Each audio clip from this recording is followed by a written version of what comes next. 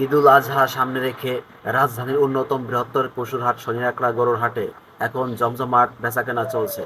দেশের বিভিন্ন প্রান্ত থেকে আসা গরু, মহিষ ও অন্যান্য কোরবানির পশুতে পূর্ণ হয়ে উঠেছে হাটটি।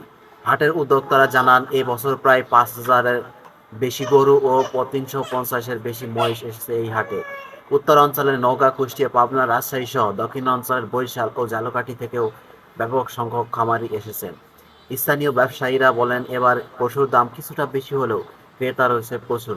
অনেকেই আগেভাগেই কিনে নিচ্ছেন যাতে ভালো পশু মেলে। ঢাকা দক্ষিণ সিটি কর্পোরেশনের আওতাধীন এই হাটে নিরাপত্তা ব্যবস্থা জোরদার করা হয়েছে। আইন শৃঙ্খলা রক্ষাকারী বাহিনীর ভ্রাম্যমাণ আদালত এবং স্বাস্থ্য কর্মীদের দেখা গেছে মাঠ জুড়ে। উন্নত ব্যবস্থাপনার অংশ হিসাবে হাটে রাখা হয়েছে ডিজিটাল পেমেন্ট বুথ, বিকাশ, নগদ, রকেট সহ মোবাইল। উন্নত ব্যবস্থাপনার অংশ হিসাবে হাটে রাখা হয়েছে ডিজিটাল পেমেন্ট বুথ, বিকাশ, নগদ, রকেট সহ বিভিন্ন মোবাইল ব্যাংকিং সেবার মাধ্যমে লেনদেন করা যাচ্ছে।